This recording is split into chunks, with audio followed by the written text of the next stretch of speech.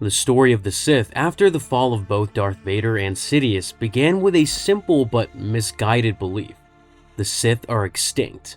To the galaxy, the battle above Endor's forest moon served as closure.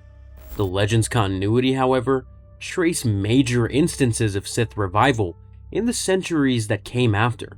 The events at Endor didn't bring immediate peace. The New Republic focused on dismantling the Imperial Remnant, a fractured collection of warlords like Isan Isard, Warlord Zinj, and Grand Admiral Thrawn, who relied on traditional military might. The galaxy believed the Sith were extinguished with the deaths of Vader and Sidious, but history suggests that the Sith are more dangerous when they're perceived to be absent. While the New Republic hunted Imperial holdouts, a deeper darkness was quietly orchestrating its return. The return of Emperor Palpatine himself, reborn in a clone body on the deep core world of Biss. The Dark Empire saga represents the first rebirth of the Sith. Following his physical death, Emperor Palpatine's spirit traveled to Biss, a secret planet within the deep core saturated with the dark side. For decades, he drained the life energy of millions to fuel his own immortality, building massive cloning laboratories where he could inhabit fresh bodies. Here, his disembodied consciousness waited for the perfect moment to reclaim the galaxy. Sidious's opening move was not a simple military strike, but a masterful manipulation of the existing Imperial factions to create a distraction. He used his darkside adepts to fuel a civil war among the Imperial rebels on Coruscant, turning the capital into a ruined battlefield.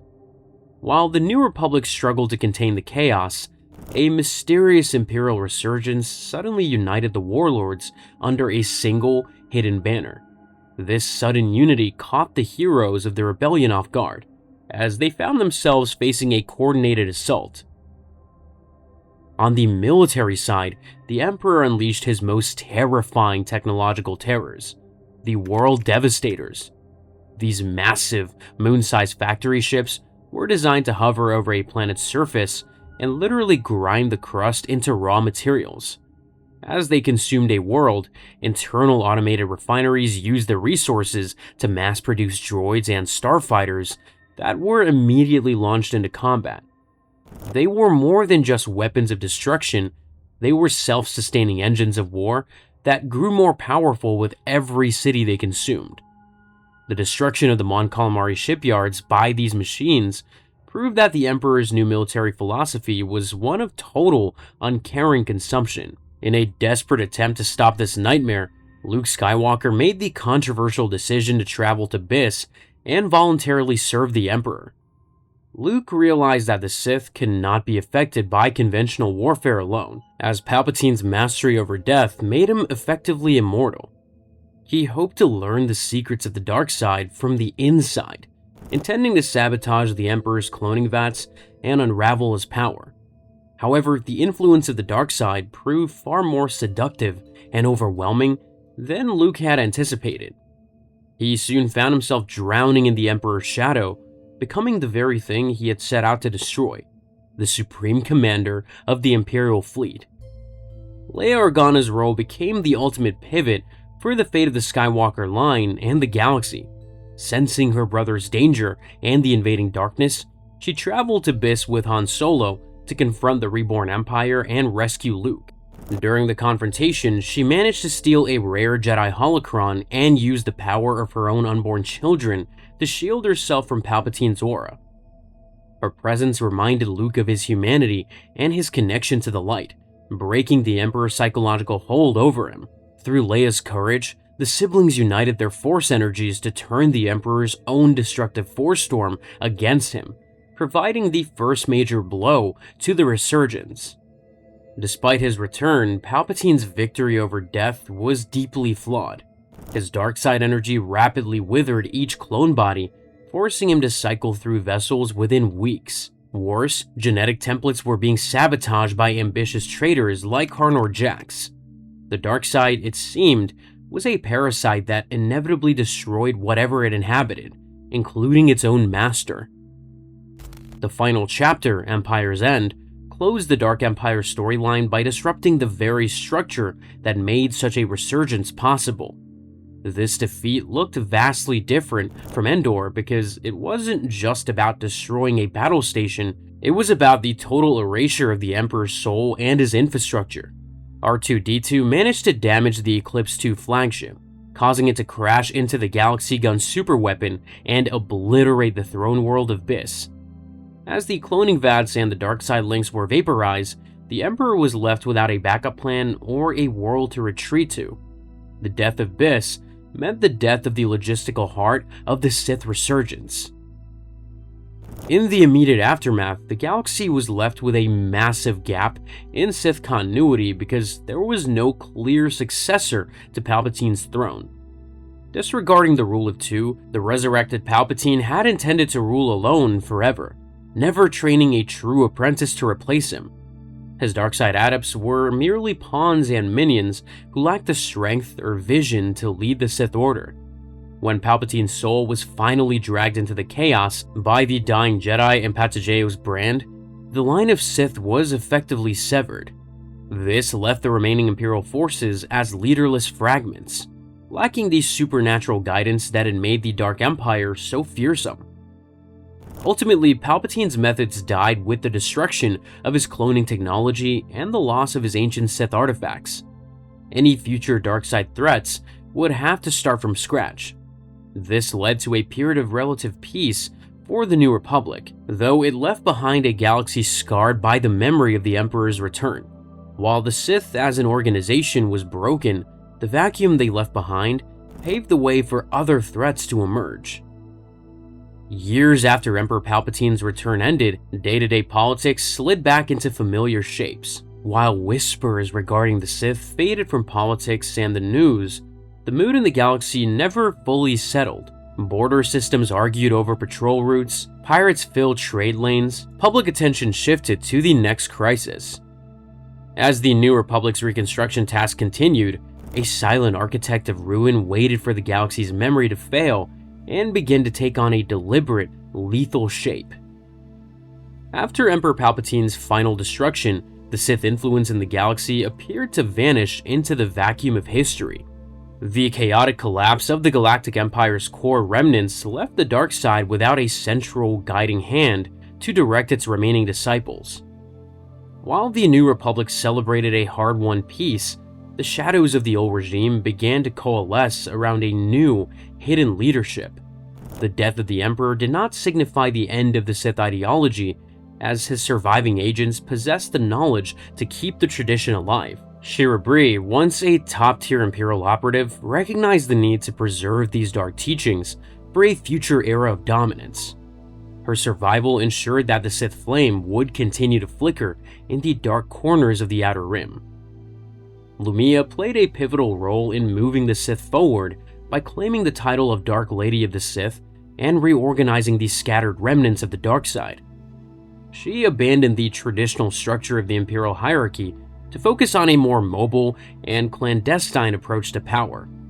By establishing her base in the world of heritage, she began the slow process of rebuilding a Sith presence that could survive without the vast resources of a galactic government. Her efforts were directed towards long-term infiltration and the corruption of the political landscape from within the shadows. She understood that a direct military confrontation with the New Republic would only lead to the destruction of her fledgling order. Her vision allowed the Sith to evolve into a more resilient and adaptable threat than the one Palpatine had commanded. Born as Shira Bree, she was trained by Darth Vader as an intelligence agent and Force-sensitive operative. Vader eventually tasked her with infiltrating the Rebel Alliance to discredit Luke Skywalker, a mission that honed her skills in deception and psychological warfare. The trajectory of her life changed forever during a dogfight at Shola, where Luke Skywalker used the Force to identify her as an enemy and shot down her ship. Though her body was shattered and left for dead in the vacuum of space, Darth Vader recovered her broken form and subjected her to extensive cybernetic reconstruction. These mechanical enhancements transformed her into a cyborg, much like her mentor, granting her enhanced physical capabilities and a terrifying appearance. She was renamed Lumiya and officially inducted into the ranks of the Emperor's Hands, a group of elite assassins who served the Emperor directly. The pain of her transformation and the perceived betrayal by Skywalker fueled her descent into the dark side of the Force. Her new identity was forged in a furnace of agony and a desire for vengeance against the Jedi who had maimed her. Following the deaths of Palpatine and Vader at the Battle of Endor, Lumiya traveled to the ancient world of Ziost to further her understanding of the Sith lore. On this frozen, desolate planet, she discovered the secrets of crafting a light whip, a rare and exotic weapon that utilized multiple flexible energy filaments.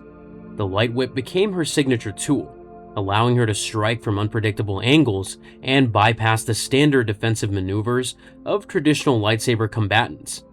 She also took an apprentice named Flint, a disillusioned youth from the planet Belderone, to begin her own lineage of the Sith. This move marked her official transition from an Imperial agent to a sovereign master of the dark side. She was no longer serving a master, but was instead creating a legacy that would outlast the Empire itself. Her influence expanded significantly during the Nagai Toph War, where she manipulated alien invaders to destabilize the regions of space surrounding the New Republic. By aligning herself with the Nagai, a species of pale-skinned warriors from outside the known galaxy, she sought to crush the fledgling democratic government. She used her tactical brilliance to coordinate strikes that kept the Republic forces off balance and exhausted.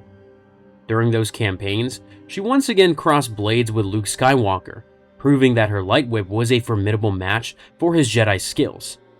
Although the Nagai eventually retreated and her alliance crumbled, the conflict served its purpose by distracting her enemies. She utilized the chaos of the war to gather more artifacts and consolidate her power in the shadows. Lumiya later encountered the Prophets of the Dark Side, a group of dark side seers who had once served the Emperor's secret interests. While these prophets claimed to hold the true interpretation of Palpatine's will, Lumiya saw them as a hurdle to her own authority and eventual dominance. She engaged in a series of power struggles to ensure that her vision of the Sith would remain the dominant one in the galaxy. Her interactions with these cultists provided her with deeper insights into the prophetic nature of the Force and the potential for a new Sith Lord to rise. She began to look beyond her own lifetime, searching for a candidate who possessed the pedigree and power to restore the Sith to their former glory. Her focus shifted from immediate revenge to the strategic cultivation of a new galactic order. The arrival of the Yuuzhan Vong, a race of extragalactic invaders who were invisible in the Force, forced Lumiya into an even deeper state of hiding. During this devastating war, she observed the Jedi and the Republic from afar, noting their weaknesses and the internal fractures caused by the conflict. She realized that the immense suffering caused by the Vong was creating a galaxy that would eventually be desperate for a strong, authoritarian hand. This period of quiet observation allowed her to refine her plan for the future of the Skywalker bloodline. She spent years studying the psychological makeup of the heroes of the war, identifying which individuals were most susceptible to the lure of the dark side. Her patience during this era demonstrated a level of discipline that few of her predecessors had possessed. Before she ever approached the Solo family, Lumiya spent considerable time on the planet Abyss and other strongholds of the former Empire to gather lost technology. She integrated various Sith holocrons into her collection, ensuring that she possessed a comprehensive library of forbidden knowledge. Her mastery of the Force grew to include illusions and telepathic manipulations that could deceive even seasoned Jedi Masters. She also maintained contact with various Imperial Remnant factions, using them as a source of intelligence and materiel for her operations. By the time the galaxy began to rebuild from the Vong invasion, she was prepared to execute the next phase of her grand design. She had transformed herself from a broken pilot into a Shadow Empress with the power to reshape the destiny of the Force. The significance of Lumiya's journey lies in her ability to keep the Sith tradition alive.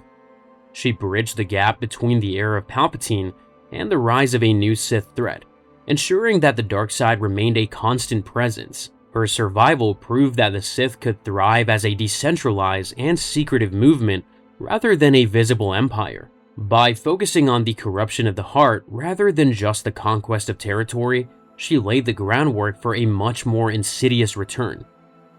Lumiya had successfully preserved the Sith legacy, but her influence would become even more powerful when she set her sights on Jacen Solo.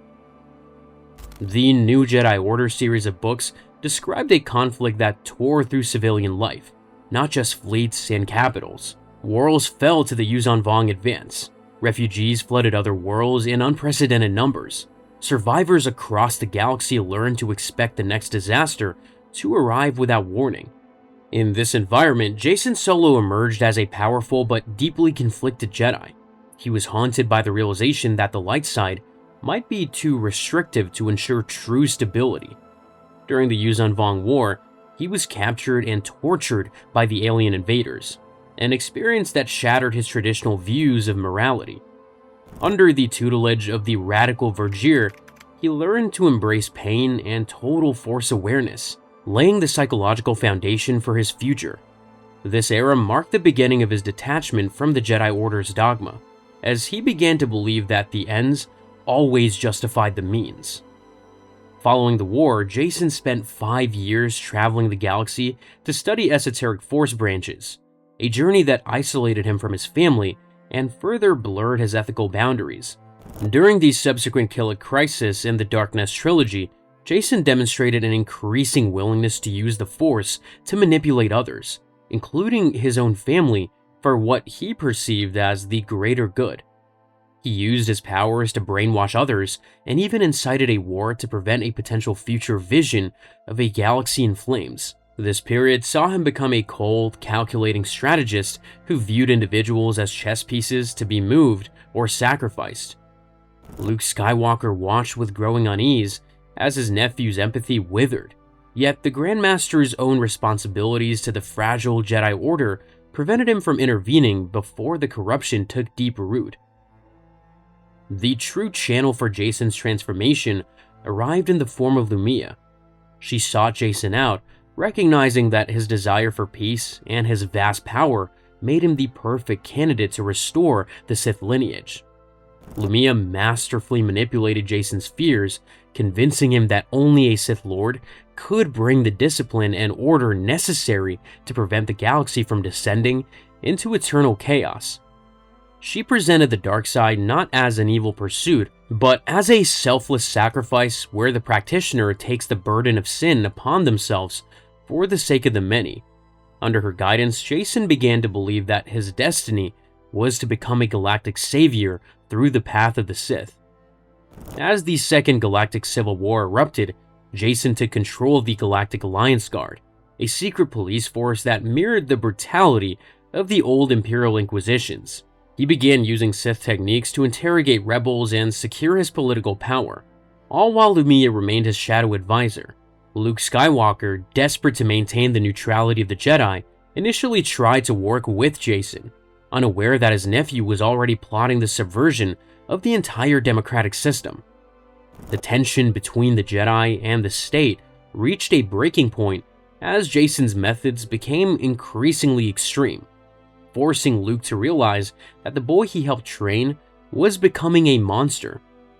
Despite this, Luke's personal affection for Jacen clouded his judgment, delaying the decisive action needed to stop the rising darkness. Jacen's transition into Darth Caedus required a sacrifice of the heart, a final act of cold-blooded murder to sever his last ties to the light. He initially believed he would have to kill his own daughter, Alana, or his lover, Tenel Ka, but Lumiya's machinations eventually pointed him towards a different target. He began to see his family not as kin, but as the primary obstacles to his vision of a unified, orderly galaxy under Sith rule.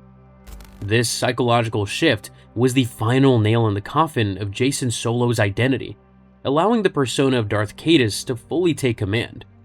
He viewed his impending ascension as a tragic necessity, a martyrdom that would save billions at the cost of his own soul and reputation. The conflict reached a point of no return when Mara Jade Skywalker, Luke's wife and a formidable Jedi in her own right, discovered Jacen's secret alliance with Lumiya. Mara tracked Jacen to the Hapes Consortium, intending to stop his madness before he could further corrupt the Solo and Skywalker legacies. The two engaged in a brutal duel within the tunnels of Kavan, where Mara nearly succeeded in defeating the aspiring Sith Lord. However, Jacen used a powerful Force illusion to distract her for a split second, making her see her son Ben's face instead of his own. In that moment of hesitation, Jacen struck her with a poison dart and then stabbed her with his lightsaber, ending the life of one of the galaxy's greatest defenders. The death of Mara Jade sent a ripple through the Force that finally stripped the scales from Luke Skywalker's eyes. While Luke initially believed Lumiya was the killer, leading him to hunt down and execute the Dark Lady in a fit of grief, he eventually realized the truth of Jacen's treachery. The Grand Master found himself in an impossible position. He was the only one powerful enough to kill Caedus, but he feared that doing so in anger would lead him back to the dark side. Instead, Luke took a secondary role, orchestrating the Jedi Resistance while leaving the final confrontation to someone who could act with clearer intent. This strategic retreat was a painful necessity, as Luke had to watch his nephew dismantle everything the New Republic had built.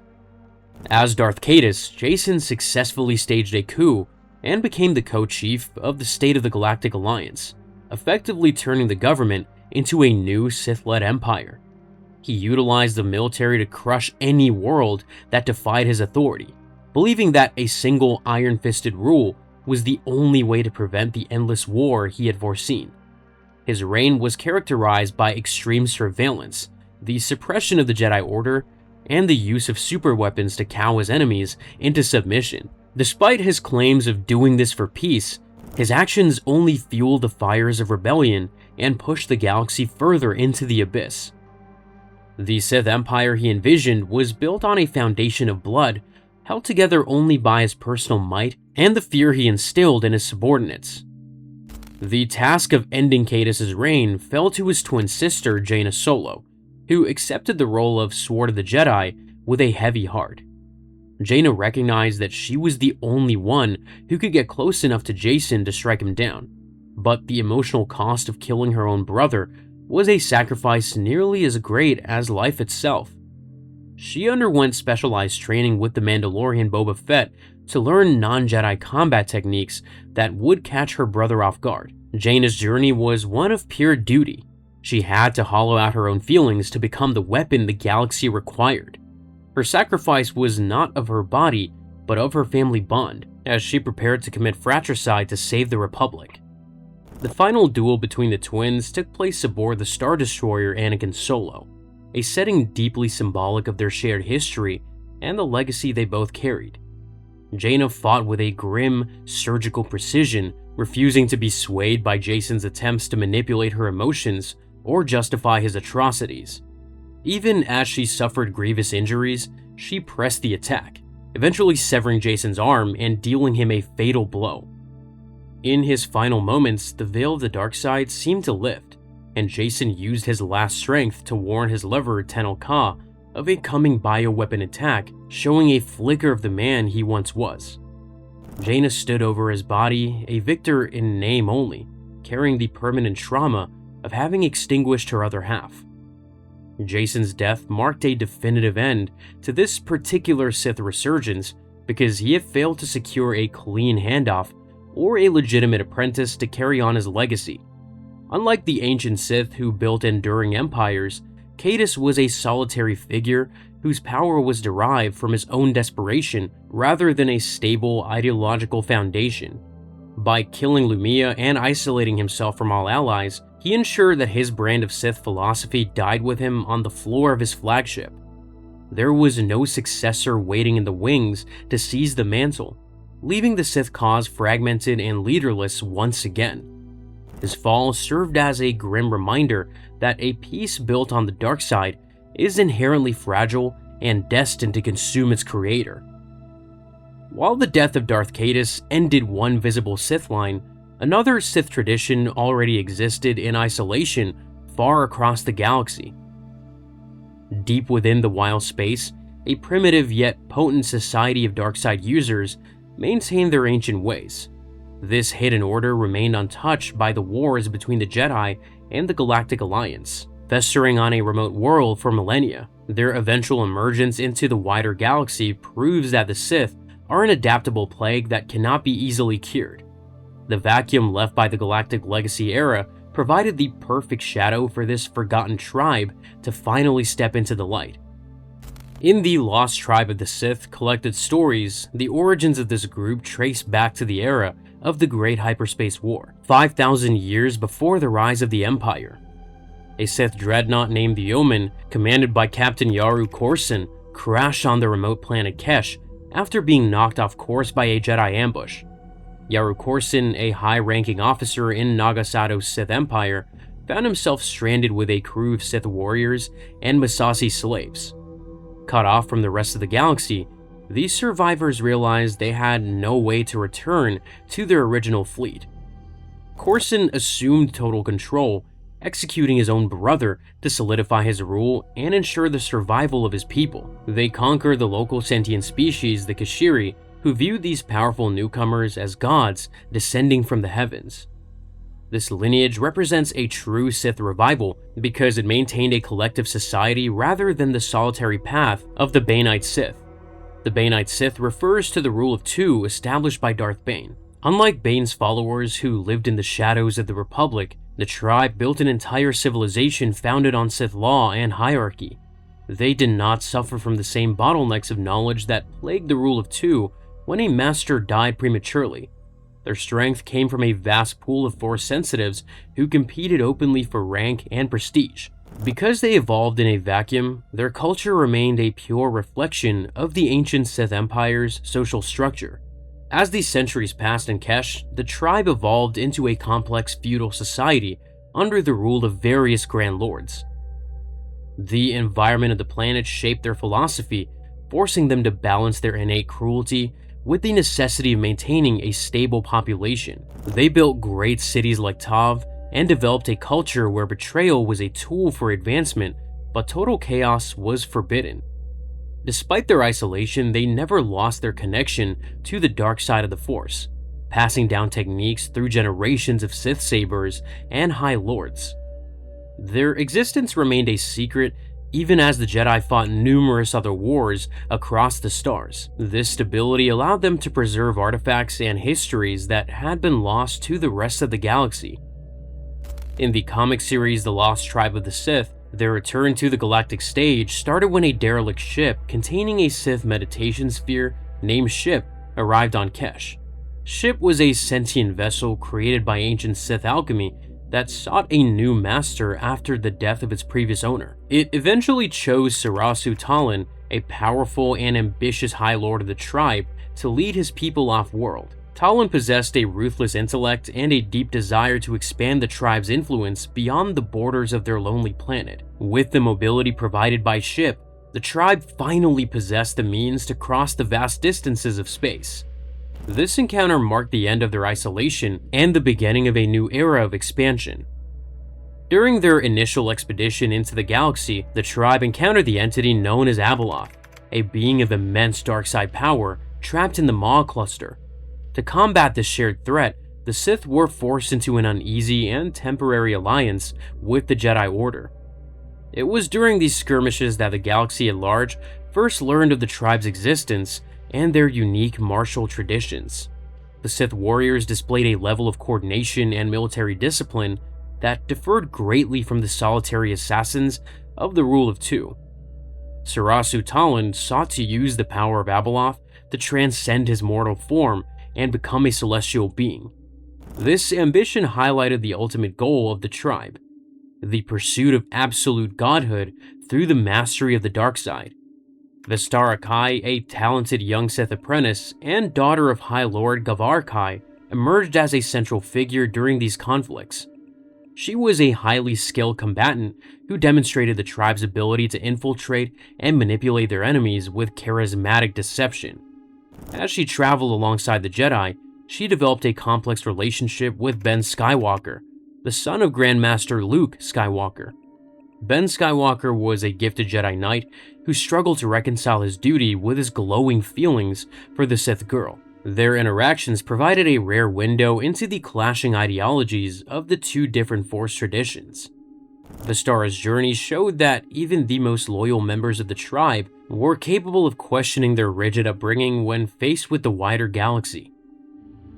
The conflict between the Jedi and the tribe eventually moved to the capital world of Coruscant, where the Sith attempted to infiltrate the government.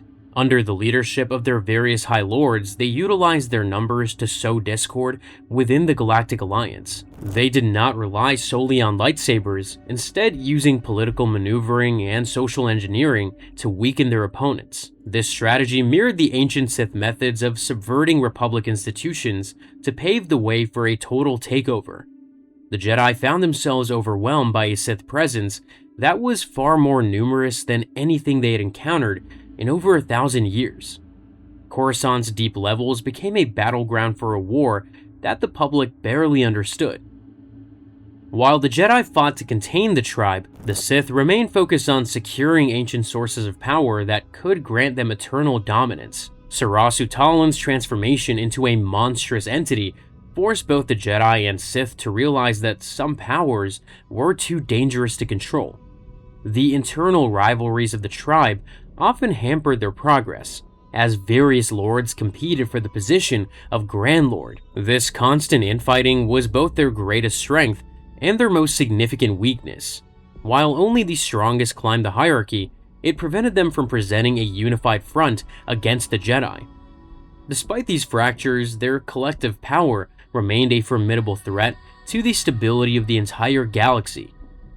The tribe's presence challenged the Jedi's understanding of the Force, as the Sith did not fit the profile of the One Sith or the Baneite followers. Luke Skywalker was forced to lead a coalition of Jedi to track the tribe across various star systems, from the Sinkhole Station to the hidden temples of the Maw. Each encounter revealed more about the tribe's history and their deep-seated hatred for the Jedi lineage. The battles were often brutal, resulting in significant casualties on both sides and pushing the Jedi to their moral limits. Ben Skywalker in particular had to face the reality that his connection to Vistara Kai might be a trap designed to break his resolve. The war against the tribe was not just a physical struggle, but a psychological one. A critical moment in the tribe's history was the discovery of the Pool of Knowledge, a location where the past and future could be glimpsed through the Force. Both Sarasu Talon and Luke Skywalker sought the secrets within the pool to determine the fate of the galaxy. The Sith believed that by controlling the flow of time and knowledge, they could prevent their eventual downfall and rule forever. The consequences of drinking from the pool were awful, leading to physical mutations and a deeper descent into madness for those not prepared. This quest for ultimate wisdom drove a wedge between different factions of the tribe, as some feared the power Talon was becoming. It proved that the Sith's thirst for power would always lead them towards self-destruction. Eventually, the massive presence of the tribe was reduced through a series of devastating battles and internal betrayals. The Jedi succeeded in decapitating much of the Sith leadership, including the fall of Sarasu Talon and other high-ranking lords. Vistara Kai was forced to choose between her loyalty to her people and her survival, eventually fleeing into the shadows of the galaxy. While the tribe's dream of a new Sith Empire on Coruscant was shattered, many members survived and scattered across the stars. They retreated back to the fringes or hid among the general population, waiting for another opportunity to rise. Their defeat was significant, but the ideology they carried remained intact in the hearts of the survivors. The planet Kesh itself remained a stronghold of Sith culture even after their primary fleet was defeated in the core worlds. The infrastructure of the tribe on their homeworld remained intact. Their traditions would not simply disappear because a single campaign failed. New leaders emerged from the lower ranks to claim the titles left vacant by the Fallen, maintaining the cycle of Sith succession. The Kashiri population continued to serve their Sith masters, providing a resource base for future generations of darkside users. This geographical isolation acted as a safety net, protecting the core of their society from total annihilation by the Galactic Alliance. As long as Kesh remained hidden or fortified, the tribe can never be fully eradicated. The legacy of the tribe is felt through the lasting impact they had on the Skywalker family and the Jedi Order as a whole. They forced the Jedi to adapt to a world where the Sith were not just a duo of masters but a sprawling civilization. The trauma of the conflict influenced the training of future Jedi and the political landscape of the Galactic Alliance for decades. Vistara Kai's eventual path served as a reminder that the line between light and dark is often blurred by personal history and cultural teachings. The tribe's rise proved that the galaxy is far too large for any one group to ever truly claim total victory. Their story is a testament to the endurance of the Sith spirit against the light of the Republic. In the meantime, another shadow began lengthening across the stars. A wanderer who would soon forge a singular vision that threatened to eclipse every Sith lineage that came before. Ashar Het was once a respected Jedi Knight who survived the initial purge. His path took a dark turn when he encountered the Yuuzhan Vong, extragalactic invaders who captured and tortured him. During his imprisonment within a living embrace of pain, he met Vergir, a Fosh Jedi who had joined the invaders and began teaching him how to use his agony to touch the dark side. These biological experiments altered his physical form and planted seeds of a new philosophy that rejected the old ways of the Sith. He eventually escaped his captors and retreated to the ancient Sith world of Korriban, where he sought guidance from the holocrons of the ancient masters. Deep within the tombs, he abandoned his identity as a Jedi and emerged as Darth Krayt, the founder of the One Sith. The comic book series Star Wars Legacy describes how Krayt spent decades rebuilding the Sith Order in total secrecy while hiding on Korriban. He abolished the rule of two, replacing it with the rule of one, where the entire order served a single vision represented by his absolute authority. His followers were marked with Sith tattoos and trained to be extensions of his will, ensuring that internal conflict would not destroy them as it had in the past. Krayt waited patiently for the right moment to strike, watching the galaxy fall into chaos as the Galactic Alliance and the Remnant struggled to maintain order. He eventually manipulated the Galactic Alliance into a war against the Fel Empire by using Yuuzhan Vong's terraforming technology to cause ecological disasters. Darth Krayt's rise to power culminated in the massacre at Ossus, where his forces wiped out the New Jedi Order's academy. During this brutal assault, Krayt personally oversaw the destruction of the Jedi presence, forcing the survivors into hiding across the stars. He then marched into the heart of the galaxy and seized the throne of Coruscant, declaring himself the Emperor of a new Sith Empire. His victory was solidified when he executed the reigning Emperor Roan Fel's body double and forced the legitimate Imperial remnants to flee. Krayt's rule was absolute, enforced by his most loyal hands and voices who carried out his decrees with ruthless efficiency. Darth Talon, a Twi'lek Sith Lord covered in black tattoos, served as Krayt's most trusted executioner and hand. She was joined by Darth Nihil, a Nagai former warlord who rose through the ranks to become another of Krayt's primary enforcers. Together, these loyalists ensured that any spark of rebellion was extinguished before it could threaten the Sith's grip on the galaxy. Krayt also relied on the wisdom of Darth Warlock, a Chagrian who acted as his closest advisor and keeper of Sith lore. Their partnership was vital because Krayt was secretly dying. His body was slowly being consumed by the Yuuzhan Vong implants he had suffered years prior. The search for a cure led Krayt to target Cade Skywalker, a descendant of Luke Skywalker who had abandoned his Jedi heritage to become a bounty hunter. Cade possessed a unique force ability called Shatterpoint Healing, which allowed him to perceive the cracks in things and mend or break them. Krayt believed that Cade's power was the only thing capable of purging the Vong parasites from his dying flesh. He captured the young Skywalker and brought him to Coruscant, attempting to break his spirit and turn him to the dark side. Krayt shared his history and visions of a unified galaxy with Cade, hoping the boy would see the necessity of Sith Order. Darth Maladi, the Devaronian head of the Sith Intelligence and Assassination Branch, played a crucial role in these scientific and psychological tortures. She was a master of biological warfare and worked tirelessly to find ways to extend Krayt's life while testing the limits of their captives. Despite her brilliance, Cade Skywalker proved difficult to contain, eventually reclaiming his lightsaber and wounding Krayt during a desperate escape. This failure increased the tensions within the Sith High Council, as Krayt's physical weakness became harder to conceal from his subordinates. The Emperor's reliance on stasis chambers became more frequent, leaving Warlock to govern the Empire in his stead. The internal stability of the One Sith fractured when Darth Warlock traveled to the deep core to research ancient healing techniques. Upon his return, Warlock realized that Krayt's vision was becoming secondary to his survival, which potentially puts the entire Order in danger.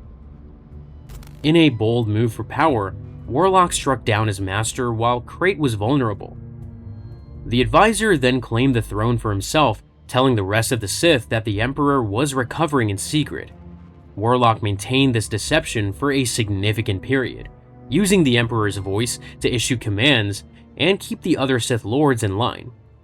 Krayt did not stay dead, as he had transcended the limitations of the flesh through his mastery of the dark side. He underwent transformation and rebirth through the Force that purged the Yuuzhan Vong growths and left him more powerful than ever. He returned to Korriban to confront Warlock and reclaim his empire, showcasing his new abilities by easily defeating his former friend. This resurrection sent shockwaves through the Force, signaling to all of his followers that their true master had returned with renewed purpose. Krayt then began the final phase of his plan to bring the galaxy under his telepathic control. The novel Fate of the Jedi Apocalypse showed that Krayt's influence even extended into the realm of the mind during the battle against the entity known as Abeloth. He briefly allied with Luke Skywalker in a spiritual plane called Beyond Shadows to defeat the common threat of the Chaos Bringer. This encounter proved Krayt's pragmatism, as he was willing to work with his greatest enemies if it ensured the galaxy survived for him to conquer. Even in this spectral form, Krayt's presence was formidable, radiating a cold authority that even the greatest Jedi Masters found difficult to resist. After the entity was defeated, Krayt vanished back into the shadows to continue his own conquest. The comic series Star Wars Legacy War chronicled the final conflict between Krayt's reborn empire and the allied forces of the Jedi, the Fel Empire, and the Galactic Alliance. Krayt unleashed his Sith troopers, cybernetically enhanced soldiers who were fanatically loyal and shared a collective consciousness through the Force. These soldiers were devastating on the battlefield, nearly crushing the Resistance at every turn. Krayt personally led the assault on the hidden temple of the Jedi, determined to end their bloodline once and for all. He felt that the galaxy could only find peace through the total uniformity he provided. Cade Skywalker eventually confronted Krayt in a final duel aboard the Sith's floating fortress over Coruscant. The battle was a clash of ideologies, with Krayt arguing that his rule prevented the chaos that had plagued the galaxy for millennia. Cade refused to accept this vision of Force peace, using his powers to challenge the Sith Lord's immortality. During their struggle, Cade realized that Krayt's power was tied to his refusal to let go of life and his desire for total control. The young Skywalker eventually struck a killing blow, but he knew that Krayt's spirit might attempt to cling to the physical world. Cade flew Krayt's body into the sun of the Coruscant system. The intense heat and pressure destroyed the physical remains, preventing any further resurrection. With Krayt's death, the One Sith were forced to scatter into the shadows, losing their leadership and grip on the throne. Darth Nihil took command of the remnants, ordering them to infiltrate galactic society and wait for a future opportunity. The empire Krayt built had crumbled, but his philosophy of a unified Sith Order remained a lingering threat. The Book of the Sith, Secrets from the Dark Side, contains Krayt's personal manifestos regarding the rule of one and his disdain for the previous Sith rule. He wrote about the necessity of a single will to guide the Force, comparing the galaxy to a body that required a brain to function. His writings detail the methods he used to break his followers' spirits and bind them to his own soul. These records served as a blueprint for future darkside practitioners who wished to emulate his success. Krayt's legacy lived on through these texts, even if his physical empire was short-lived. The era of Krayt's empire represented a unique moment where the Sith successfully integrated biological horror and absolute loyalty into a governmental structure. His use of the Yuuzhan Vong's living technology set his reign apart from the technological terror of Palpatine's era. The scars he left on the legacy were not just physical, but psychological, as he forced the Jedi and their allies to question their own methods. Even in defeat, the shadow of the Dragon of Korriban loomed over the survivors. From Palpatine's clone vats to Lumiya's patient manipulation, from the Lost Tribe's hidden civilization to Krayt's resurrected empire, one truth emerged: the Sith cannot be permanently destroyed. Each defeat scattered them. Each scattering planted seeds. The dark side endures not through strength, but through patience, waiting in the shadows for the galaxy to forget, so it can strike again.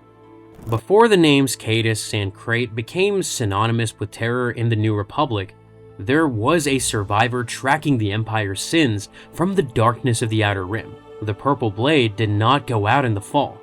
Watch out for the premiere of our new channel, which will feature an original comic series about Mace Windu's survival after Order 66, his years tracking the Empire's atrocities, and the dark path he walks.